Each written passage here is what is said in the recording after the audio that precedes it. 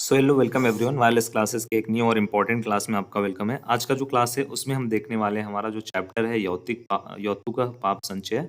ठीक है, इस चैप्टर के जो प्रमुख पात्र हैं जिनका नाम है रमानाथ, इनका चरित्र चित्रण हम आपको इस क्लास में डिटेल में देखने वाले हैं और ये आपको बोर्ड परीक्षा में 110% पूछे ही जाएंगे। ये मोस्ट इंपॉर्टेंट है, very very very most important है, हर साल रिपीटेड है।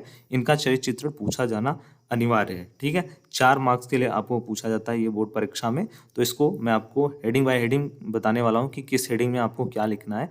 बस सेम चीज़ें अगर आप ये लिख देते हो तो आपको इजी वे में पूरे के पूरे नंबर मिल जाते हैं। ठीक है, तो सबसे पहले हम लोग स्टार्ट करते हैं आज की क्लास को। सो आई होप आपने चैनल को सब्सक्राइब कर लिया होगा और कोई भी डाउट क्वेरीज है तो कमेंट बॉक्स में पुट कर दिएगा।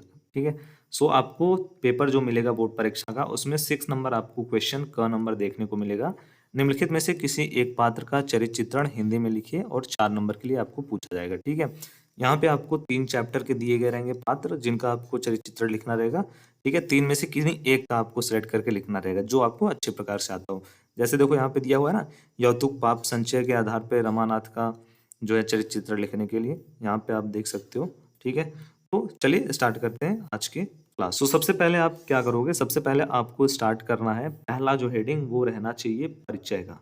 ठीक है, पहला हेडिंग आपको रहना चाहिए, यहाँ पे आप लिखोगे परिचय का। परिचय मतलब इंट्रोडक्शन का पार्ट जिसमें आप बताओगे इस चैप्टर के बारे में थोड़ा सा, इनके कैरेक्टर के बारे में थोड़ा सा, कैरेक्टर मतलब इनका जो चरित्र है, इनका पूरा का पूरा रोल है उनके बारे में ब्रीफ में। ठीक है, तो सबसे पहले आप डालोगे यहाँ पे परिचय हेडिंग। उसके बाद आप लिखोगे रमानाथ रंभा के पति सुमेधा एवं चपला के ससुर तथा विनय के समधी हैं, समधी और मित्र हैं। यौतुक पाप संचय पाठ में रमानाथ एक लोभी है, स्वार्थी है और अनैतिक व्यक्ति के रूप में प्रस्तुत किया गया है। ठीक है, वह जो है धन के लालच में आकर अपनी नैतिकता को भूल जाता है। पाठ के अनुसार इसके चरित्र की विशेषताएं नीचे निम्नलिखित बताई गई हैं। ठीक है, तो इसमें आपको मैं क्या आपने मेंशन किया, क्या चीजें आपने बताई, इसमें आपने बताया ओवरऑल इस चैप्टर के बारे में। ये जो आपका कैरेक्टर है, ये जो आपका रोल है रमानाथ, इनके कैरेक्टर के बारे में आपने थोड़ा बहुत एक्सप्लेन किया। तो सबसे पहला जो आपका हेडिंग है उसमें आपने पर्याप्त चीजें लिख दी। ठीक है, आप क्या लिखोगे, फिर से रिपीट कर दे रहा हूँ। जो रमानाथ है वो रंभा के पति सुमेधा एवं चपला के ससुर तथा विनय के समधी और मित्र हैं। ठीक है, आप चाहो तो ये भी केवल ये भी लिख सकते हो, रमानाथ रंभा के पति सुमेधा। ठीक है, उसके बाद आप क्या लिखोगे, यौतुक पाप संचय पाठ, मतलब ये जो आपका पाठ का नाम है, चैप्टर का नाम है, उसमें रमानाथ क्या है, एक लोभी स्वार्थी और अनैतिक व्यक्ति के रूप में प्रस्तुत किया गया है। इसका रोल कुछ इस टाइप का है, वह जो है धन के लालच में आकर के अपनी नैतिकता को भूल जाता है। पाठ के अनुसार उसकी चरित्र की निम्नलिखित विशेषताएं हैं जो नीचे आपको बताई गई हैं। ठीक है, तो दूसरा आपको हेडिंग लिखना है इसमें दूरदर्शी। ठीक है, तो रमानाथ क्या है, दूरदर्शी व्यक्ति है। इनकी पुत्र वधू सुमेधा अपने साथ दहेज नहीं लाई है। ठीक है, इनकी पुत्र वधू सुमेधा, ठीक है, मतलब इनके पुत्र की जो पत्नी है उसका नाम है सुमेधा, वो अपने साथ दहेज नहीं लाई है। दूसरी पुत्रवधू चपला जो है वो अपने साथ बहुत सारा दहेज लाई है। ठीक है, मतलब इनका जो सेकेंड नंबर जो है पुत्र है, उन उसकी जो पत्नी है उसका नाम है चपला। ठीक है, तो चपला अपने साथ बहुत सारा दहेज लाई है, इस कारण इनकी पत्नी जो है रंभा चपला का बहुत सम्मान करती है। ठीक है, रमानाथ की जो पत्नी है उनका नाम है रंभा, वो क्या करती है, चपला का बहुत ज्यादा सम्मान करती है तथा गृह कार्य में वह जो है निपुण सुमेधा का तिरस्कार करती है, जिससे वो बहुत कष्ट देती है। ठीक है, जो ये सुमेधा है जो अपने साथ दहेज नहीं लेकर के आई है, उनको ये बहुत कष्ट देती है, इनका तिरस्कार करती है, निरादर करती है। अपनी पुत्रवधू सुमेधा का जीवन कष्टयुक्त तथा असुरक्षित जानकर सुमेधा के पिता विनय को पत्र लिखकर बुलाते हैं और उसे अपने घर ले जाने का परामर्श देते हैं। ठीक है, सुमेधा के जो पिता हैं उनको बोलते हैं कि आप इनके साथ, आप इनको अपने घर लेके चले जाओ वापस। ठीक है, इनका जो जीवन है यहाँ पे कष्ट युक्त है, बहुत ज्यादा है, असुरक्षित है, ये सब बहाना उनको बनाते हैं और बताते हैं कि आप इनको लेते जाओ वापस अपने घर पे इनको। ठीक है, तो सेकेंड पॉइंट ये हो गया। थर्ड पॉइंट में आप लिखोगे लालची एवं स्वार्थी। ठीक है, जो कि ओवरऑल मोस्ट इंपॉर्टेंट हेडिंग है। सो रमानाथ जो है दहेज के प्रति अत्यधिक लालची है, वह विवाह को एक व्यापार की तरह देखता है और अधिक से अधिक धन प्राप्त करने की इच्छा रखता है। ठीक है, तो जो रमानाथ कैरेक्टर है वो क्या है, बहुत लालची है और बहुत ज्यादा स्वार्थी है। ये जो रमानाथ कैरेक्टर है वो दहेज के प्रति अत्यधिक लालची है। वह जो है क्या करता है, विवाह को एक व्यापार समझता है, बिजनेस समझता है कि जितना ज़्यादा इसमें मैं ग्रोथ ले लूँ, जितना ज़्यादा मैं दहेज ले लूँ, उतना अच्छा रहेगा, ठीक है। और बहुत ज़्यादा वो धन प्राप्त करने की, धन लेने की इच्छा रखता है। फोर्थ नंबर आपको हेडिंग लिखना है यहाँ पे, अनैतिकता, ठीक है।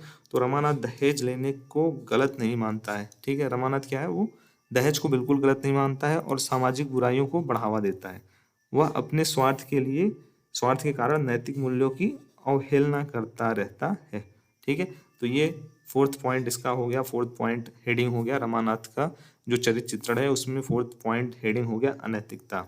तो इसमें आप क्या लिखोगे, रमानाथ दहेज लेने को गलत बिल्कुल नहीं मानता है, वो सामाजिक बुराइयों को बढ़ावा देता है, वो अपने स्वार्थ के कारण, जो स्वार्थ है उसके कारण नैतिक मूल्यों की जो है अवहेलना करता रहता है, ठीक है।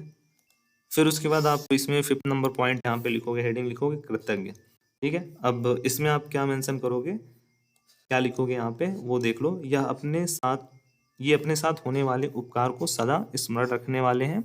इनके दुर्घटना में घायल हो जाने पर सुमेधा ने अपना रक्त देकर इनको जीवन दान दिया है। उसके इस उपकार की घटना को ये कभी नहीं भूलते हैं तथा सुमेधा के गुणों के कारण उसका महत्व स्पष्ट शब्दों में स्वीकार करते हैं, ठीक है। सो यहाँ पे कृतज्ञ, फोर्थ फिफ्थ हेडिंग आपको कृतज्ञ डालना है, उसमें मेंशन करना है कि जब इनके साथ दुर्घटना होती है, ये घायल हो जाते हैं, तो इनकी जो पुत्र वधु है जिनका नाम सुमेधा है, जो अपने साथ दहेज नहीं लेकर आई थी, वो अपना रक्त दे करके इनको क्या करती है, बचाती है। और उनके इस उपकार को ये कभी नहीं भूलते हैं, हमेशा याद रखते हैं, जिससे सुमेधा के गुणों का इनको पता चलता है, उनके सुमेधा का महत्व इनको समझ में आता है, ठीक है। और उनको ये स्वीकार करते हैं। फिर उसके बाद लास्ट इसमें आप हेडिंग लिखोगे निष्कर्ष, ठीक है। तो इंट्रोडक्शन मतलब परिचय और निष्कर्ष मोस्ट इम्पॉर्टेंट है। जब भी आप किसी कैरेक्टर का चरित्र चित्रण करो, सारांश लिखो, ठीक है, तो इस टाइप का अगर आप क्वेश्चन सॉल्व कर रहे हो तो ये चीज़ें आपको लिखना महत्वपूर्ण है। इससे आपका रैप अप हो जाता है पूरा का पूरा, ठीक है। तो निष्कर्ष में लिखोगे रमानाथ का चरित्र हमें यह सिखाता है कि लालच और अनैतिकता अंततः व्यक्ति को पतन की ओर ले जाती है। दहेज प्रथा जैसी बुराइयों को समाज से मिटाने की आवश्यकता है, ठीक है। इतना लिख करके आप यहाँ पे क्लोजिंग कर दो। आप चाहो तो 5 पॉइंट भी लिख दो, उतना इनफ है, ठीक है। निष्कर्ष आप डाल देना, उसमें कोई दिक्कत नहीं है। एक पॉइंट आप छोड़ देना कोई भी, ये ठीक है। इन दोनों में से कोई एक पॉइंट अनैतिकता को छोड़ दो या फिर इसको छोड़ दो। इन दोनों में से कोई एक पॉइंट आप कम कर देना और उसमें निष्कर्ष को ऐड कर देना। 5 पॉइंट आप लिख दो, 5 हेडिंग लिख दो, पूरा का पूरा आपको नंबर मिल जाएंगे 4 के 4, ठीक है। तो ये मोस्ट इंपॉर्टेंट है आपके बोर्ड एग्जाम के लिए, ठीक है। किसके लिए, बोर्ड एग्जाम के लिए। हर बार रिपीटेड है, इस बार भी रिपीटेड होगा और पूछा ही जाएगा। सो सब्सक्राइब कर लीजिएगा और भी